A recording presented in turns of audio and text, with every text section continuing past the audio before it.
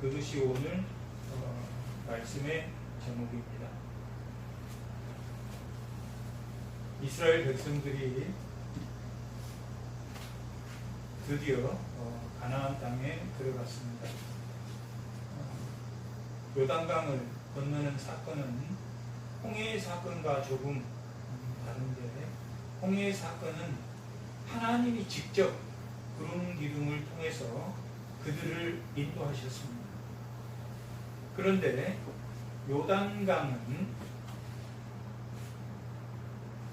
제사장들이 하나님의 언약궤를 메고 요단강을 밟을 때 요단강이 열려서 사해 아래쪽으로는 강물이 흐르고 위쪽으로는 물이 섰다라고 기록되어 있습니다. 그리고 그 언약궤와 백성들 간의 거리는 약 900m 정도의 거리를 두었고 한 1km 정도의 거리를 두었는데 당시 200만 명이 그 궤를 바라보며 가려고 하면 그만한 거리가 충분히 되어야 했습니다. 이렇게 언약궤를 맨 제사장들이 그 요단을 건너서 그 요단 한가운데 섰을 때 200만의 인구가 거기를 지나갔습니다. 그때 그 요단강은 하나님이 홍해를 건널 때 출애굽 14장 13절에 21절에 그 홍해를 하나님이 큰 동풍으로 말려서 그들을 보냈다라고 기록한 것처럼 이 요단도 하나님이 그렇게 말려서 그 강을 건너게 하셨다라고, 동풍이란 단어는 나와 있지 않지만 마른 땅을 건너게 하셨다라고 기록하고 있습니다. 그리고 그 12돌은 그 한가운데 제사장이 섰던 그곳에 12돌을 세웠고, 또한 길갈에도 12돌을 세워서 이후의 세대들이 하나님의 역사하심을 알게 하기, 배우게 하기 위해서 그렇게 요단 한가운데에 12개의 돌을 세웠고, 또한 길갈에 12돌을 세우게 하셨습니다. 그렇게 마른 땅에 건너는 은혜를 주셨고, 그들이 건너와서는 요단에서 제일 먼저 한 게 할례를 하였습니다. 그들은 제1세대들은 할례한 1세대들은 홍해를 건너서 할례한 1세대는 모두 광야에서 죽었습니다. 그리고 광야에서 낳은 2세대들은 광야에서 할례를 하지 않았기 때문에 요단을 건너서 할례를 했습니다. 요단을 건넌 이후에는 또한 만나도 그쳤기 때문에 하나님 민수기 15장에서 그들에게 풍성한 제사를 드릴 수 있는 풍성한 제물을 주겠다고 하신 그 말씀대로 풍성하게 유월절을 보냈습니다. 그렇게 할례라는 것은 그 요단을 건넌 이후에 할례함은 하나님의 백성, 언약의 백성이 되었다라는 뜻이 됩니다.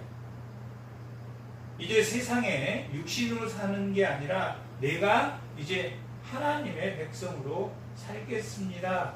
언약 백성으로 살겠습니다. 라는 그것을 보여주는 사건입니다. 그렇게 요단을 건너온 2세대들, 제1세대, 할례를 했던 1세대들은 모두 언약의 백성의 표시로 할례를 했던 모든 백성은 광야에서 다 죽었고 갈렙과 여호수아만이 그 요단강에 건넜기 때문에 이제 그들 제2세대는 하나님의 백성이 되었다라는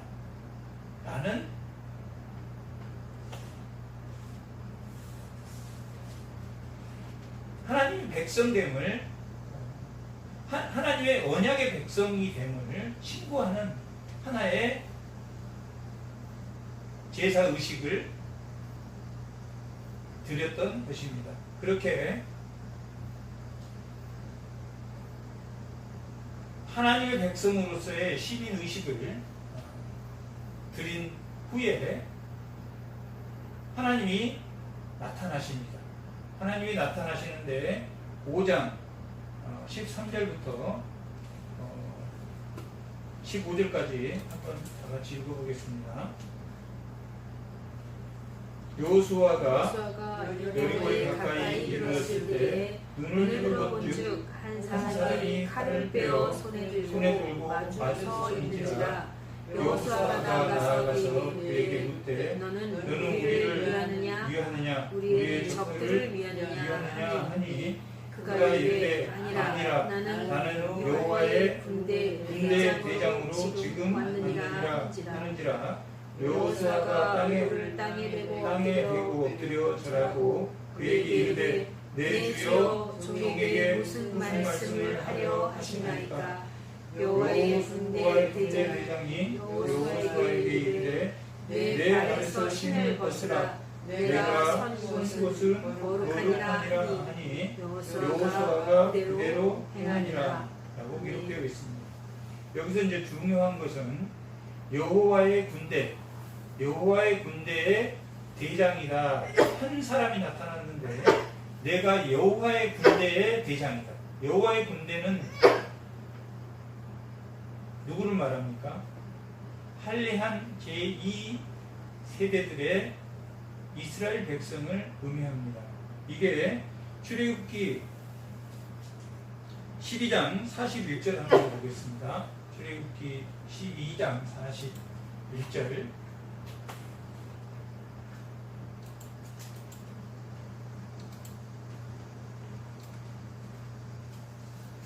41절 다 같이 읽어보겠습니다.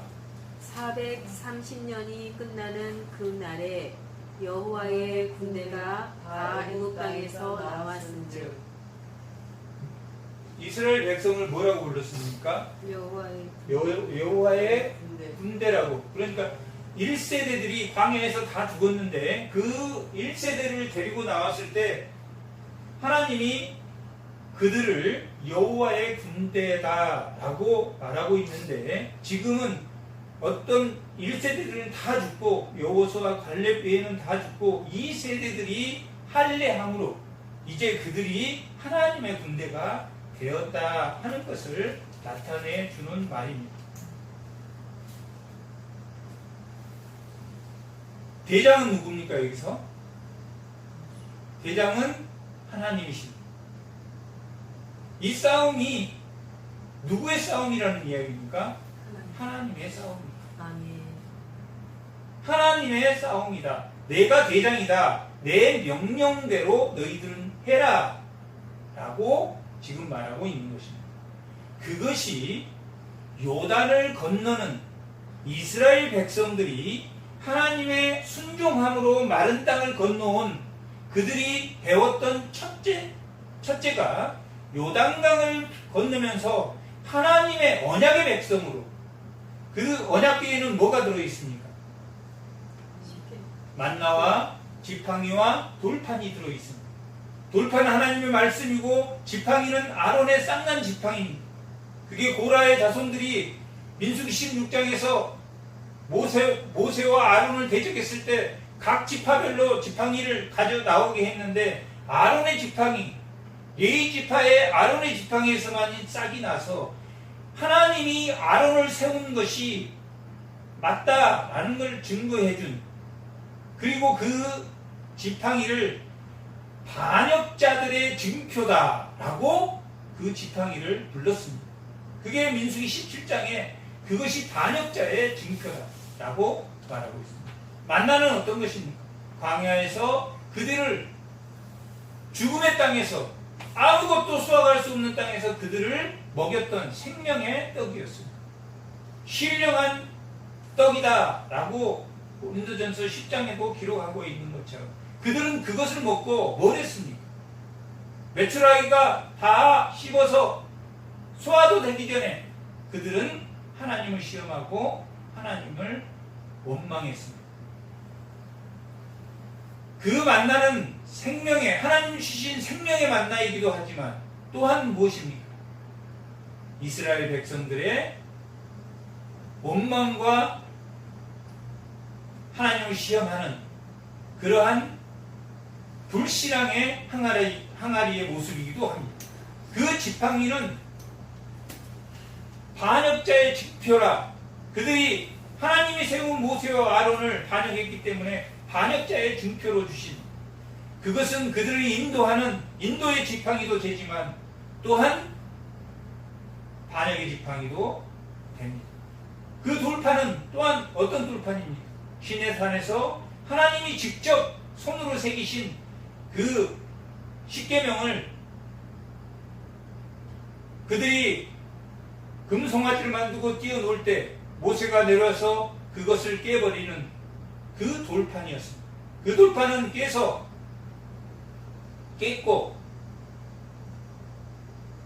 두 번째, 모세가 직접 새긴 그 돌판을 들고 하늘에 올라가서 다시 그 십계명을 받아온 돌판입니다. 어떤 돌판입니까? 불신앙의 돌판입니다. 하나님의 말씀은 하지만 이스라엘 백성들 입장에서 본다면 불신의 만나의 항아리, 하나님을 시험하고 원망한 항아리, 또한 하나님의 대적의 지팡이, 또한 그들이 송아지 우상을 섬긴 하나님의 여호와 날이 절기다, 절일이다 해서 하나님을 우상으로 만든 불신앙의 그 덩어리입니다. 그게 법궤에 들어가 있습니다. 그리고 그 법궤는 하나님을 상징하는 그런 법궤입니다. 그리고 그 법궤 위에는 그룹이 땅을 보고 두 마리가 이렇게 고개를 숙이고 있는 모양입니다. 그리고 대속죄일은 그 어린 양의 피를 그 속죄소 위에, 그 언약궤 위 뚜껑 속죄소 위에 그것을 어린 양의 피를 뿌려서 속죄했습니다. 뭘 속죄했겠습니까? 만나의 원망과 시험, 하나님의 인도함에 거부하는 대적하는 대적의 지팡이, 하나님의 돌판을 만들 때 그들이 하나님을 우상으로 만드는 그 위에 어린 양의 피를 뿌려서 대속죄일에 속죄하는 어린 양의 피가 뿌려진 그 법궤를 메고 요단강을 건넌 제2세대는 하나님의 백성, 언약으로 세워진 그 백성들에게 이제 하나님이 군대 대장으로, 여호와의 군대의 대장으로 나오심은 제2세대가 이제 하나님의 백성으로 할례를 받아 인정하고, 그들이 제2세대도 1세대처럼 불순종하지 말고 뭐 하라는 이야기입니까? 순종하라는 이야기입니다. 결국 이 아이성의 전투는 하나님의 진멸의 전투, 우리가 신명기 20장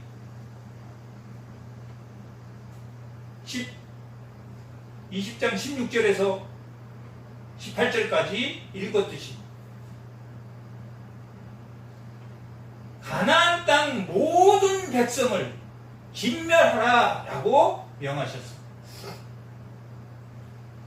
제1세대들은 만나를 먹으면서도 불평했고 하나님의 율법을 받으러 올라갔을 때도 그들은 우상을 만들었고, 하나님이 세운 지도자들에게 대항하는 당을 만들어서 250명이 죽었습니다. 이제 제2세대들에게 요구되는 것은 무엇이었겠습니까? 순종의 전쟁. 어떤 순종의 전쟁입니까? 오늘 말씀의 제목이 뭡니까? 온전히 바치되. 이게 헬렘이란, 바친 물건, 헬렘이란 뜻입니다. 그 헬렘의 뜻을 우리가 읽어줬던 게 신명기 20장에 그들을 전멸하라, 바친다 하는 뜻이 결국은 무슨 뜻입니까? 전멸하라, 봉헌하라. 하나님께 바쳐진 물건이라는 것은 한마디로 죽음이라는 의미를 가지고 있습니다. 전멸이라는 의미를 가지고 있습니다. 그것을 헬렘이라고 하는데, 바친 물건, 헤렘이라고 하는데, 바친 물건이지만 그 뜻은, 바친 물건의 뜻은 하나님께 봉헌하는 제물이다. 하나님께 바쳐진 제물이라는, 죽음이라는 의미를 상징하고 있는 말씀이기도 합니다. 즉 여호수아가 오늘 이 6장부터 7장까지는 바쳐진, 온전히 바친 물건, 계속 온전히 바친 헬렘이라는 단어로 많이 나와 있습니다. 헬렘을 의미하는 것은 전멸을 의미합니다. 그들을 모두 죽여라. 그들의 문화가 너희에게 들어올 수 있으니까, 그 가증한 문화가 들어올 수 있으니 그 가증한 문화를 모두 막아라 라고 말하고 있는데, 어디에 보면 나오냐면 7장 15절 한번 읽어보겠습니다.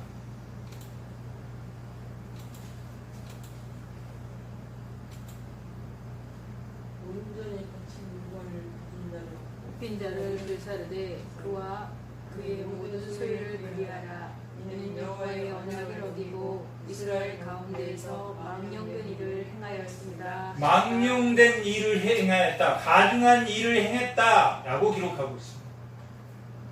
모든 온전히 바친 헬렘, 하나님께 봉헌된 그 물건에 손을 댄 자는, 그 물건은 죽음을 상징합니다. 죽음을 상징하는 물건에 그들이 죽은 시체를 만지면 뭐 했습니까? 정결의식을 취했습니다. 그들은 거룩하게 구별되어 있기 때문에 그 가증한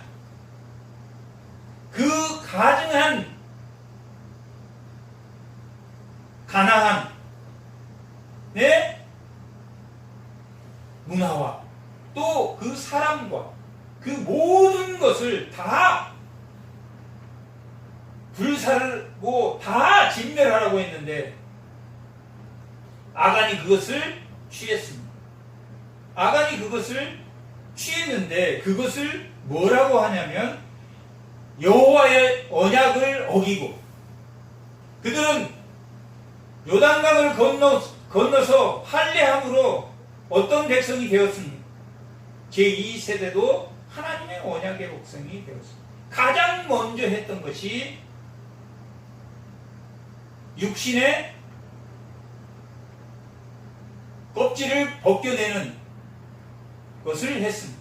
아브라함이 할례를 하기 전에, 창세기 18장에 할례를 하기 전에 누구를 낳았습니까?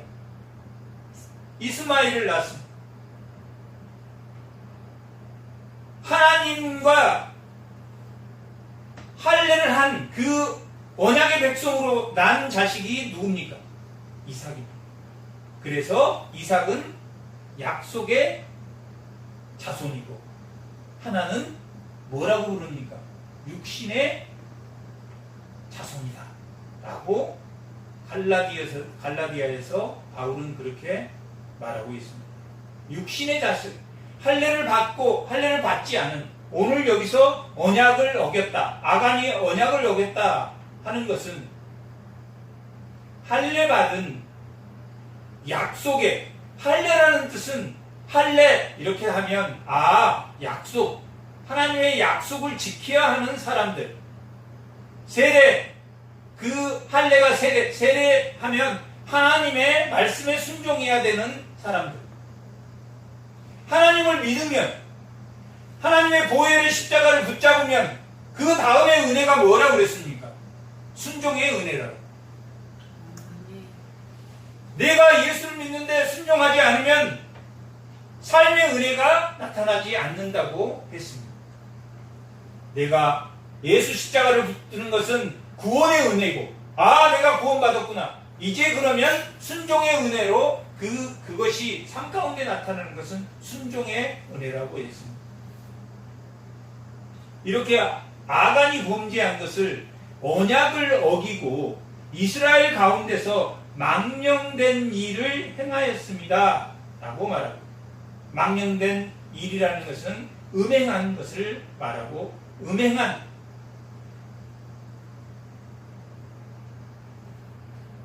하나님을 버리고 다른 우상을 사랑한 그 음행을 말하고 있습니다. 예레미야 31장에 보면 율법은, 언약은 남편이다 라고 표현하고 있습니다. 그 남편인 그 언약을 어긴 음행한 망령됐다 하는 것은 호세아의 부인이 외간 남자와 바람을 피우고 한 것처럼 그런 말, 내 뜻으로 망령된 일을 행했다.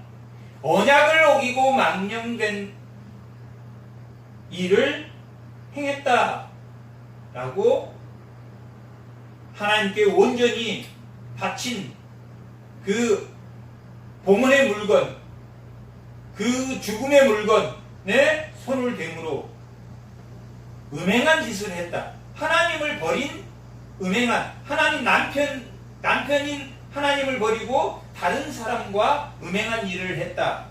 그 뜻으로 망령된 일. 히브리어는 네발라라고 하는데 이것이 음행했다라는 뜻입니다. 남편을 버리고 음행한 그런 것을 망령된 일을 했다. 하나님의 언약을 버리고 가나안 그 가증한 것을 사랑했다. 시날산 가죽옷과 은 200세겔과 금 50세겔을 이 아간이 취했습니다. 그 사건이 바로 언약을 어기는 사건이다.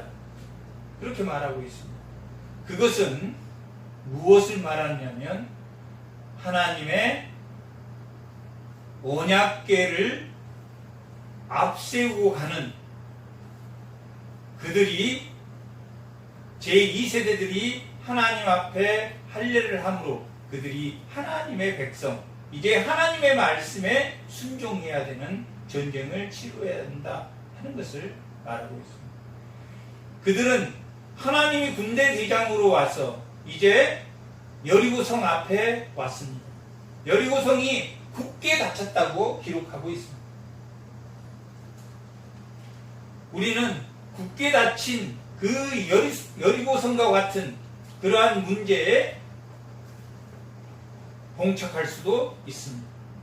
도저히 내 힘으로 열리지 않는, 도저히 내 힘으로 해결되지 않는, 내 힘으로 해결되지 않는 것을 어떻게 해결해야 된다 하는 것도 오늘 말씀 중에 나오는 말씀입니다. 그 여리고 성에 그들이 도착했습니다. 그리고 그 하나님이 그들에게 매일 한 바퀴씩 6일을 돌아라 그렇게 말하고 있습니다. 내가 너희에게 준 성이다 라고 말씀하시면서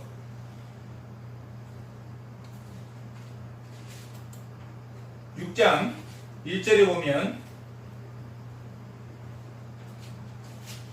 2절에 보면 여리고와 그 왕과 그 용사들을 내 손에 넘겨주었다 라고 말하고 있는데, 이걸 미래 완료라고 하는데 일어나지 않는 사건에 대해서 이미 하나님이 주셨다고, 아멘. 이 가나안 땅도 이미 준 땅이다.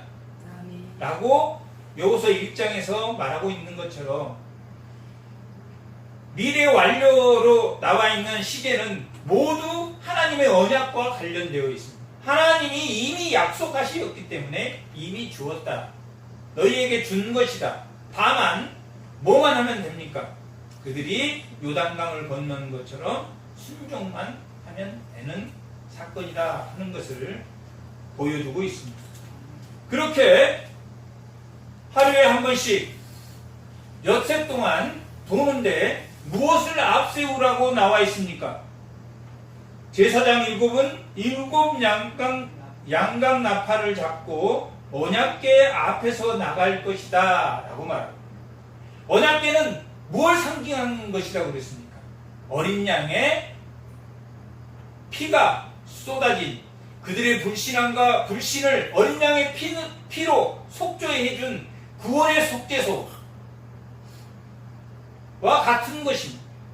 그들은 자기의 불신앙을 제2세대들은 자신의 불신앙을 1세대처럼 불신앙하지 않을 것이다. 그 만나와 쌍난 지팡이와 돌판 앞에 간 그 언약궤에 어린 양의 피를 뿌림으로 자신들을 속죄해주는 거기로부터 자신들을 구원해주는 그 구원의 할례를 받았기 때문에 그들은 하나님의 백성으로 순종할 의무를 가지고 또한 순종해야 된다는 것을 라합을 통해서 이 여호수아 2장은 라합에 대해서 나오고 있는데 그들이 가나안 땅에 도착하자 제일 먼저 여리고성을 정탐했습니다. 그때 2사람을 보냈는데 그때 라합이란 여인이 그들을 도와주었습니다. 그 라합이 고백한 신앙은 상천하지 하늘 위에 땅 아래 하나님이 없다라고 신앙을 고백한 사건이 있습니다. 한마디로 그들이 광야에 있을 때 가나안을 정탐했습니다. 12지파를 통해서 12명을 보냈습니다. 그때 정탐은 그들의 불신앙, 이 광야에서 40년 동안 너희들이 살고 이 광야에서 40년 동안 1세대는 죽어야 한 그 불신앙에 대한 내용을 담고 있습니다. 한데 이 가나안 땅에 들어와서 정탐한 그 2개의 정탐이 하나는 불신앙에 대한 또 하나는 믿음에 대한 그들이 가나안 서편으로 올라오면서 아모리 족속 시온과 옥을 무찌른 모든 소식을 들었기 때문에 그들은 라합이 그 정탐꾼을 보자 우리는 이미 너희들이 올 줄 알고 우리는 겁을 먹고 간담이 서늘해서 두려워 떨고 있다 라고 하나님이 라합을 통해서 그 정탐꾼과 제2세대들이 믿음을 갖고 여리고성에 들어갈 수 있는 그 마음을 주셨습니다. 이미 라합을 통해서 여리고성에 들어갈 수 있는 그리고 하나님이 한 바퀴 돌아올 때 한 바퀴 돌고 두 바퀴 돌고 돌으라 할 때 두 바퀴 돌아야 된다는 그 당위성을 2장 라합을 통해서 이미 우리 백성은 너희들이 지금 쳐들어올 것을 벌벌 떨고 있다. 우리가 여리고성을 이스라엘 백성이 한 바퀴 돌았는데 그들은 왜 아무 반응을 안 했을까? 그 당시 여리고성의 왕과 그들이 가지고 있는 싸움의 도구는 이스라엘 백성들이 가지고 있는 농기구에 비슷한 그런 도구와는 완전히 연다발총을 가지고 있다면 여기는 그냥 총도 아닌 칼을 들고 있는 수준인데 그들이 왜 아무도 대항하지 않았을까? 여호수아 2장 잠깐 보겠습니다.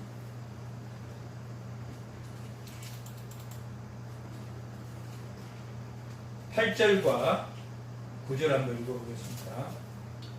또 그들이 늦기 전에 라합이 지붕에 올라가서 그들에게 이르러 말하되 여호와께서 이 땅을 너희에게 주신 줄을 내가 아노라.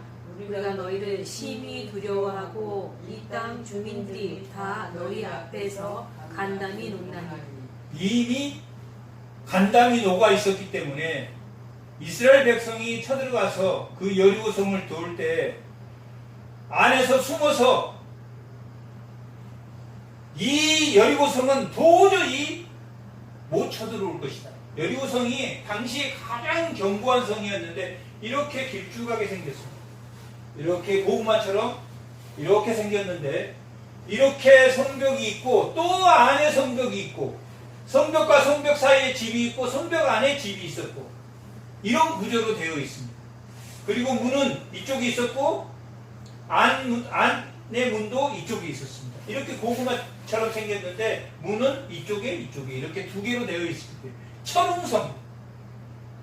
걔들이 몇 바퀴를 돌아도 그들은 겁먹었기 때문에 나오지 않아서 하나님이 그 여리고성을 무너뜨리지 않고는 도저히 정복할 수 없는 그런 여리고성. 사람의 힘으로 합니까? 아니면 하나님의 힘으로 이 여리고성이 넘어지겠습니까? 하나님의 힘으로. 아멘. 그런데 그들이 7장에 가면 아간의 사건이 벌어질 때 아이성을 치게 되는데 그들의 수가 얼마 되지 않으니 아이성의 그 성의 수가 몇이 안 되니 우리 3,000명만 가도 우리가 이길 거야. 누가 하겠다는 이야기입니까? 사람이 하겠다. 벌써 사람의 능력을 자기들이 뭘 했다고 생각합니까? 여리고를 무너뜨렸다고 생각합니다. 그래서 아이성은 실패했습니다. 이스라엘 백성도 그랬고 아간도 하나님이 온전히 바친 그 물건을 자기가 자기 장막에 숨겼다라고 기록하고 있는데 그것도 원인이었지만 또한 그들의 교만도 원인이었다라는 하나님을 의지하는 그 교만도 원인이었다 하는 것을 우리가 볼 수 있습니다. 이렇게 여리고성에 사람들이 왜 그렇게 한 바퀴 돌고 있을 때, 두 바퀴 돌고 있을 때 그들은 아무것도 하지 않고 나오지 않았는가? 그들은 겁먹고 성벽을 딱 굳게 잠그고 절대 여기는 쳐들어올 수 없다. 그런 마음으로 그 성 안에 있었습니다.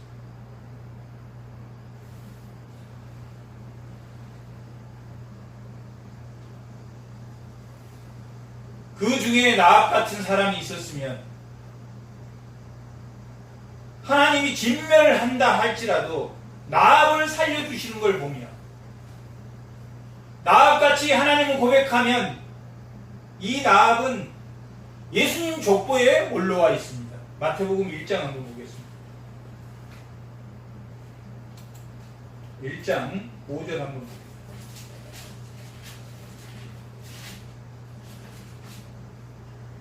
살몬은 라합에게서 보아스를 낳고 보아스는 르sek에서 오벳을 낳고 오벳은 이새를 낳고 이새는 다윗의 땅을 낳았더라. 이 라합의 남편이 살몬인데 살몬이 라합을 통해서 보아스를 낳았다라고 기록하고 있습니다. 살몬의 뜻은 덮다, 허물을 덮다 그런 뜻입니다. 라합은 기생이었습니다.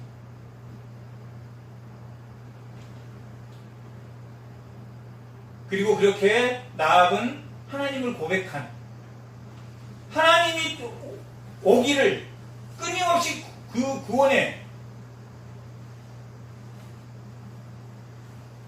신앙을 가지고 있던 여성입니다. 그리고 그 살몬은 그의 허물을 다 덮어주었습니다.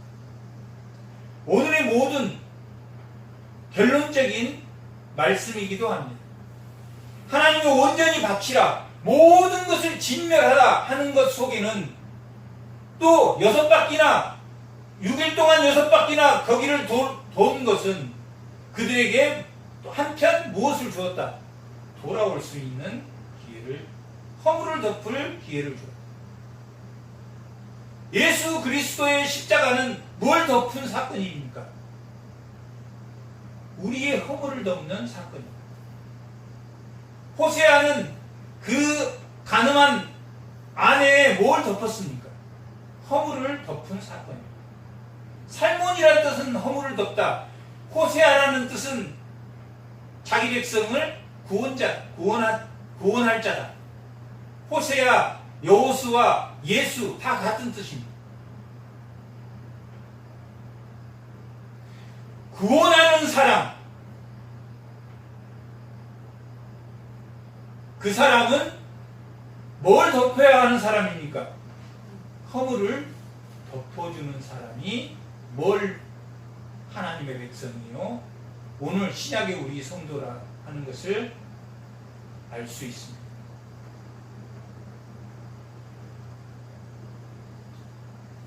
그렇게 6바퀴를 돌아왔습니다. 그렇게 6바퀴를 하나님의 언약궤를 맨 제사장들이 앞에 섰습니다. 그리고 그 언약궤를 맨 제사장을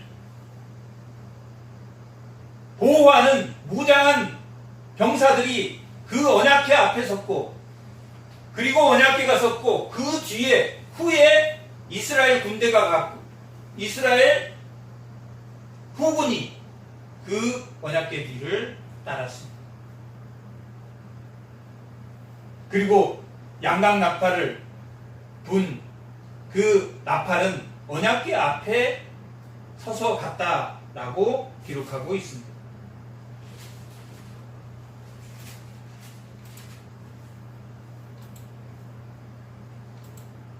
그렇게 그들은 행진에 갔습니다.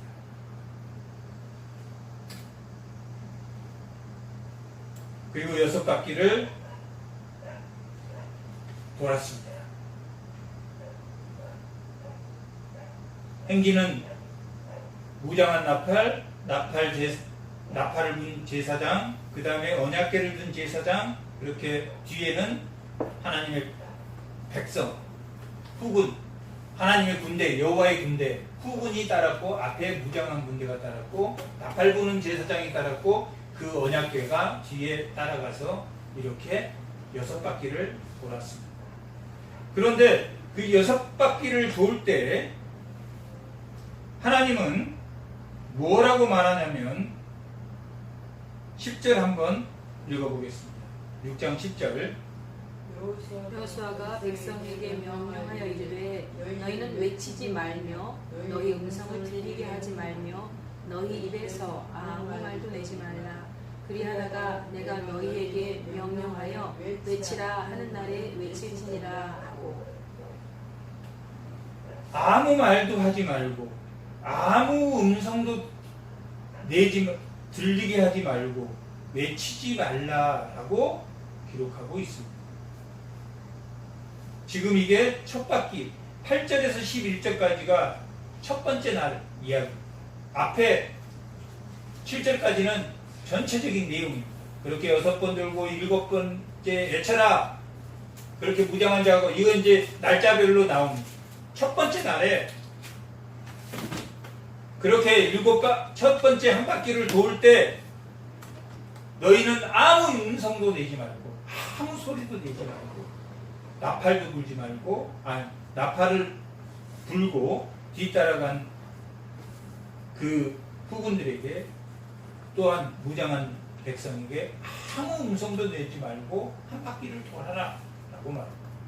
여리고성이, 제가 가서 보지는 않았고 정확한 키로수가 어디 문헌에 나와 있지는 않아서, 이 한 바퀴를 도는데 만약에 한 4km 정도 된다면 1시간 거리, 4km 정도 된다면 여기서 어디까지 거리냐면, 여기서 내현리 마을까지가 2.4km, 제가 걸어가서 보니까 2.2km 정도. 내현리 마을에서 여기까지 오면 4km 정도 됩니다. 아마 4km는 넘을 거예요. 4km 성벽 한 바퀴니까 성벽 안에 마을이 있고 거기를 한 바퀴 아무 음성도 내지 마라 라고 말하는 것은 뭐를 하지 말라는 거예요. 자기 목소리를 내지 아멘. 자기 생각을 나타내지 마라. 아멘.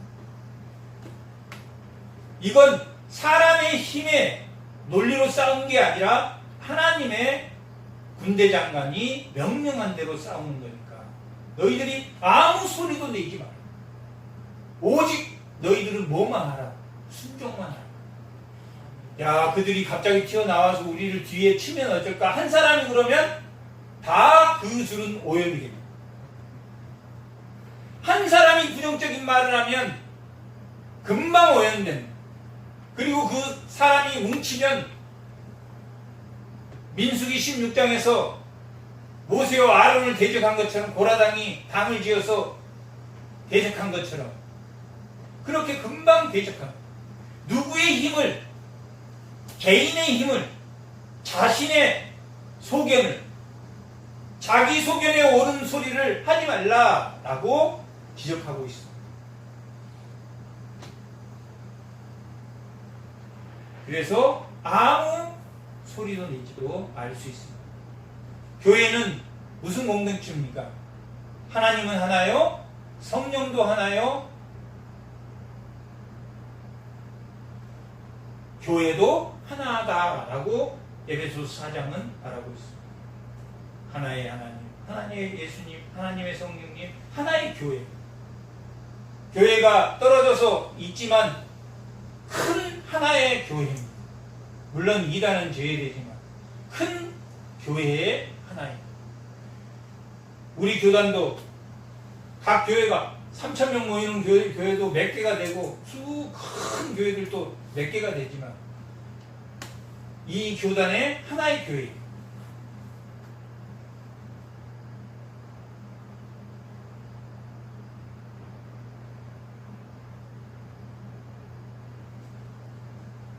그 12지파가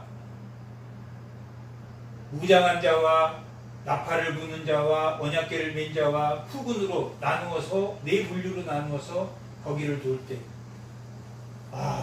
적이 나타납니다. 각자의 목소리가 나타나면 하나님의 말씀에 순종할 수는 없습니다. 아무 소리도 내지 말고 7일째 되는 날 하나님이 외치라 했을 때 7일째 되는 날 그때 외쳐라 라고 말하고 있습니다. 그렇게 해서 첫날은 그렇게 돌고 첫날 진영에 와서 잡다 하고 10장은 기록하고 11절은 기록하고 있습니다.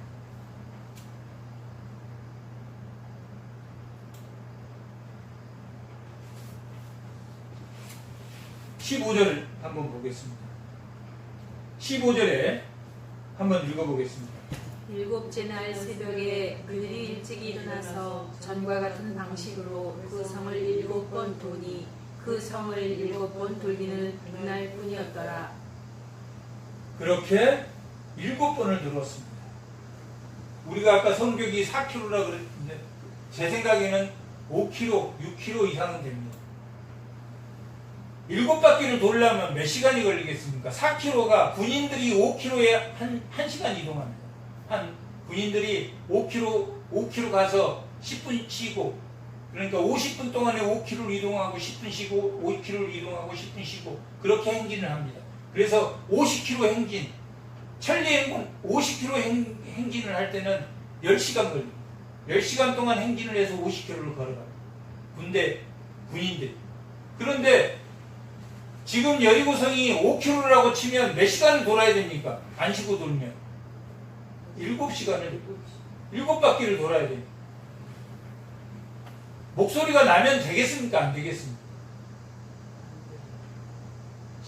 다리 아파서 나는 뭐 몸이 안 좋은데 나는 허리가 아픈데 여기 7바퀴를 왜 도는지 7바퀴가 돈다고 이 성이 무너질까? 아무리 만져봐도 돌로 돼 있는 성이 별 사람이 다 있었을 것입니다.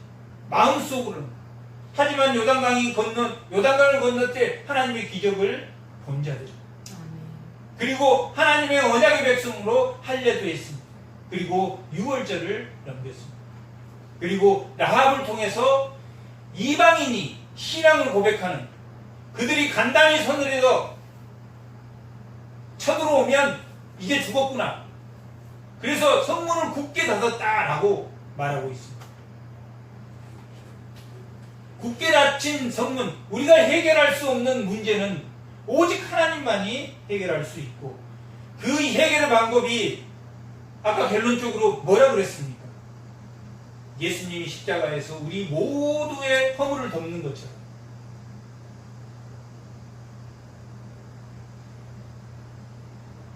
허물을 덮는 것이다 라는 것을 알 수 있는데, 그것이 오늘 15절에서 15절, 16절, 17절 한번 읽어보겠습니다. 15절. 아니요, 6장 16절부터 17절까지 읽어보겠습니다. 일곱 번째에 제사장들이 나팔을 불 때에 여호수아가 백성에게 이르되 외치라, 여호와께서 너에게 이 성을 주셨느니라. 이 성과 그 가운데 있는 모든 것은 여호와께 온전히 바치되 기성 라합과 그 집에 동거하는 자는 모두 살려주라. 이는 우리가 보낸 사자들을 그가 숨겨 주었습니다. 아멘.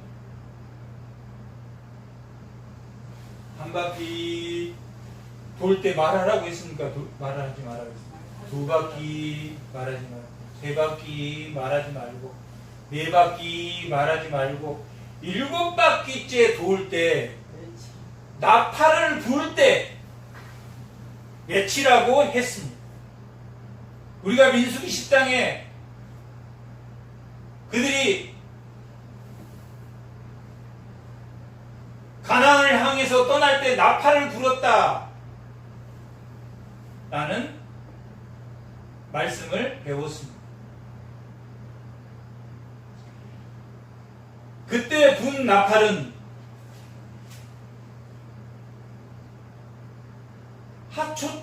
하초체라는 나팔입니다. 전쟁을 갈 때, 아니면 행진을 할 때 행진을 멈춰라, 그 다음에 절기 때 나팔을 부는데 그 나팔을 하초체라고 합니다. 오늘 이 부는 나팔은 무슨 나팔이냐면 평화의 나팔입니다. 소파르, 이거 두 개 다 나팔이라는 뜻으로 쓰고 있는데, 오늘 여기서 나와 있는 나팔은 소파르라는 나팔입니다. 하초체라는 나팔은 행진할 때, 전쟁을 떠날 때, 멈출 때, 절기 때 그 나팔을 불고, 오늘 여기서 불 나팔은 소파르라는 나팔을 부는데, 이것은 평화의 나팔입니다. 평화의 나팔은 누가 붑니까? 오늘 우리가 고린도전서에서 예수님이 호련히 나타날 때 뭐가 불린다 그랬습니까? 나팔이 불릴 것이다. 예수님이 평화의 나팔을 불고 오실 것이다. 평화의 상징으로 나팔을 불어라 라고 말하고 있습니다. 전쟁을 해서 죽여라 하는 나팔이 아니라 평화의 나팔을 불었습니다.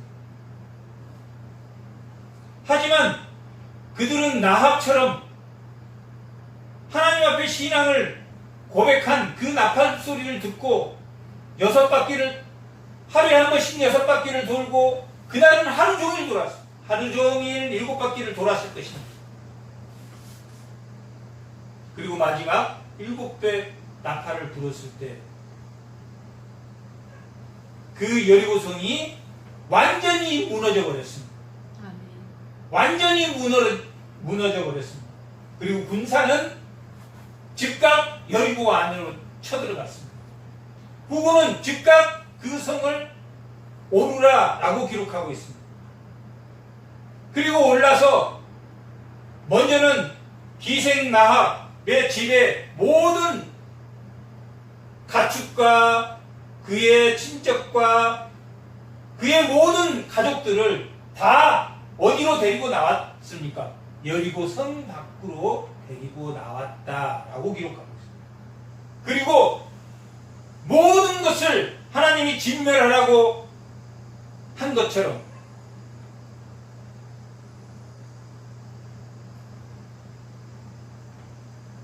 마지막까지 7일 동안 그들의 신앙은 바뀌지 않았습니다.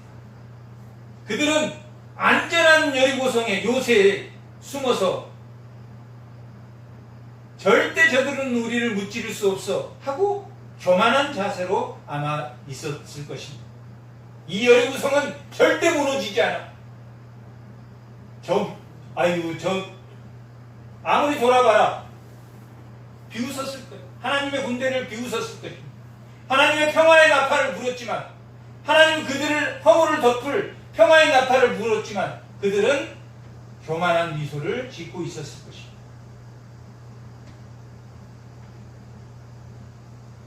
오늘 17절에 보면 이 성과 그 가운데 모든 것은 하나님께 온전히 헬렘, 모든 것을 하나님 앞에 봉헌하고 뭐만 살려주라? 기생나만 살려주라. 온전히 박치대와 모두 살려주라는 개념이 무슨 개념입니까? 하나는 심판의 개념이고 하나는 구원의 개념. 아멘. 구원과 심판이 일어난 개념. 아멘. 그리고 이 라합은 6장 25절 한번 읽어보겠습니다.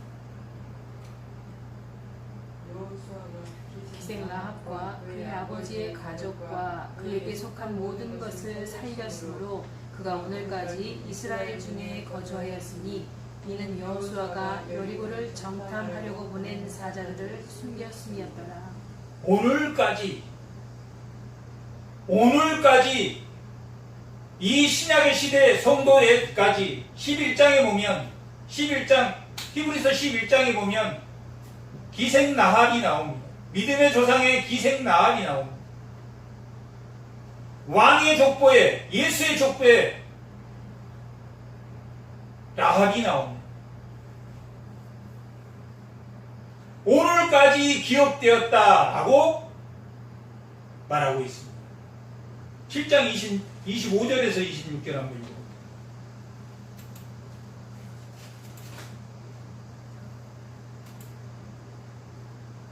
여호수아가 이르되 내가 어찌하여 우리를 괴롭게 하느냐 여호와께서 오늘 너를 괴롭게 하시리라 하니 온 이스라엘이 그를 돌로 치고 물건들도 돌로 치고 불사르고 그 위에 돌 무더기를 크게 쌓았더니 오늘까지 있더라. 여호와께서 그의 맹렬한 진노를 그치시니 그러므로 그곳 이름을 오늘까지 아골 골짜기라. 아골 골짜기다. 아골이란 뜻은 골칫덩어리라는 뜻. 골칫덩어리의 골짜기다. 아간의 이름이 골칫덩어리. 아간의 이름이 골칫덩어리.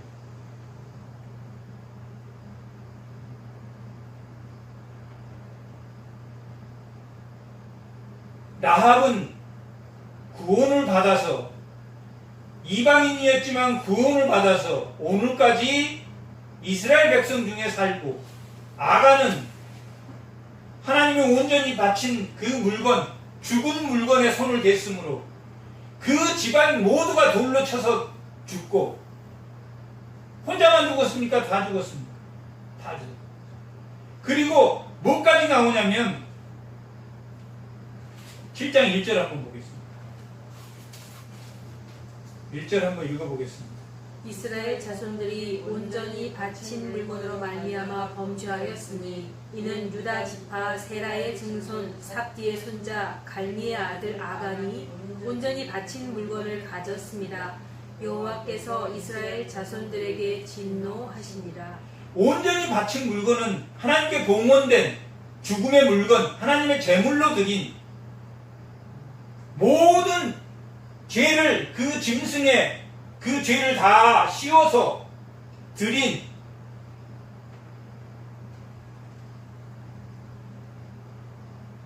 그렇게 속죄제를 드린 그 제물도 모든 사람의 죄를 다 씌워서 죽이기 때문에 그 속죄제를 드리는 걸 어디에 버렸습니까? 진 밖에 다 버렸다. 그렇게 기록하고 있습니다. 이스라엘 공동체와 제사장의 제물은 그렇게 진 밖에 다 버렸습니다. 그 피가 성소 안에 들어가기 때문에 성소 안에 들어간 향단에 뿌려지는 그 피, 성소 안에 들어가는 피가 있는 제물은 모두 다 진 밖에 다 불태웠습니다. 왜 그것은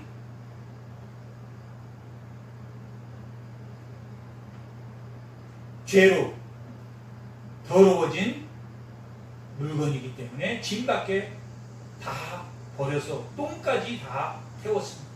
예수님이 어디서 죽었습니까? 진 밖에서 죽었습니다. 왜 예수님이, 죄 없는 예수님이 진 밖에 죽었습니까? 우리의 죄를 다 대속한 죄인의 모습으로 죽었습니다. 그리고 여기 보면 유다지파, 이 아가는 어디에 지파입니까? 유다지파라고 기록되어 있습니다. 또 세라의 증손이라고 합니다. 세라는 씨를 뿌리다 라는 뜻입니다. 12지파 중에서 어느 지파가 가장 유명한 지파입니까? 유다지파. 예수님이 나온 지파. 그 유다지파와 세라의 증손과 삽디의 손자. 삽디라는 말은 기쁨의 선물이라는 뜻입니다. 그리고 갈미의 아들. 갈미라는 열매라는 뜻입니다. 누가 이름이 아간, 골칫덩어리가 나왔습니다.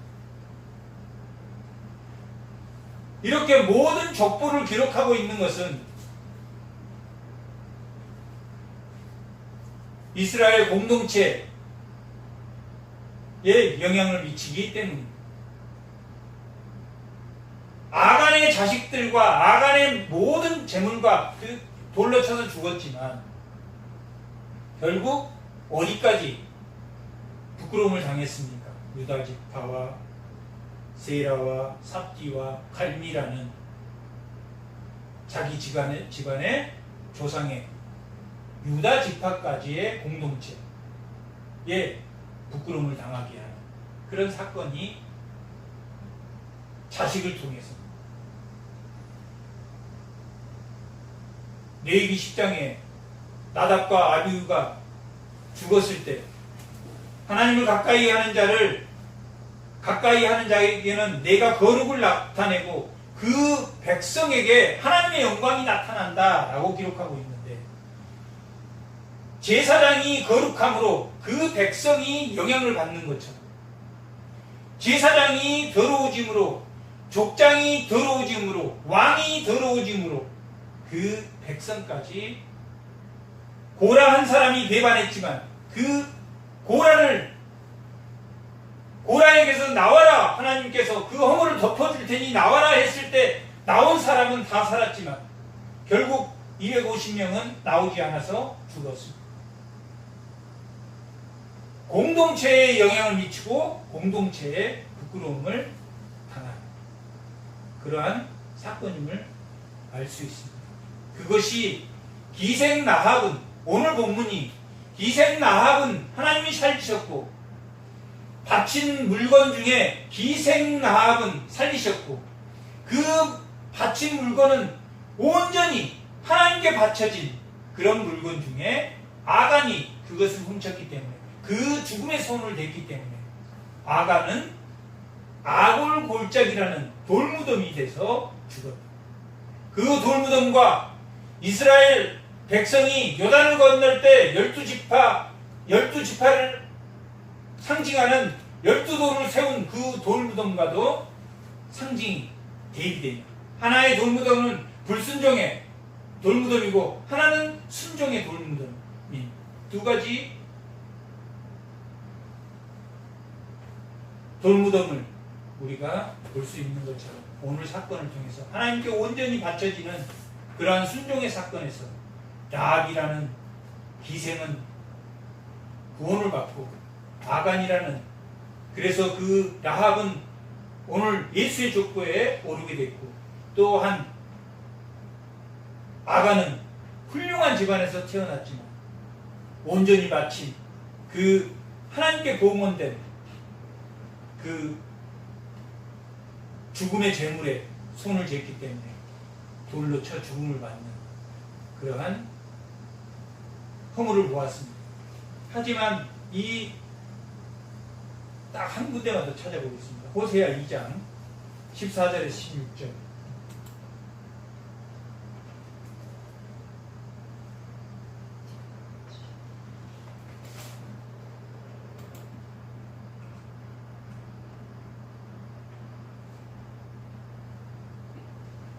(16장) 14절에서 16장이 아니 2절 2장 14절에서 16절까지 한번 읽어보겠습니다. 그러므로 보라 내가 그를 타일러 거친 들로 데리고 가서 말로 유하고 거기서 비로소 그의 포도원을 그에게 주고 아골 골짜기로 소망의 문을 삼아 주리니 그가 거기서 응대하기를 어렸을 때와 애국 땅에서 올라오던 날과 같이 하리라. 여호와께서 이르시되 그날에 내가 나를 내 남편이라고 일컫고 다시는 내 바알이라고 일컫지 아니하리라. 이걸 지금 호세아의 아내에게 그 아골 골짜기와 같은 호세아 그 아내의 마음에 뭔 문을 열겠다고 하겠습니다. 하고 있습니다. 소망의 문을. 아골 골짜기에도 소망의 문을. 오늘 말씀이 아간이 잘못해서 죽였다 하는 게 아니라 하나님이 수없이 그의 허물을 덮고 수없이 아골 골짜기와 같은 여리고성과 같은 그 성문의 문제를 뭐 해주라는 이야기입니까?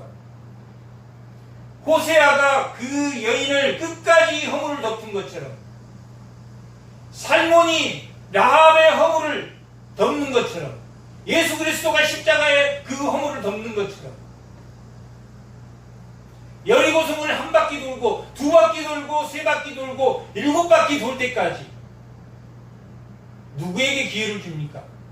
예수님이 재림해서 오시는 그날까지 우리는 예수 믿는 사람은 나합과 같은 신앙으로 아멘. 그 아골 골짜기에 허물을 덮어주는 아멘.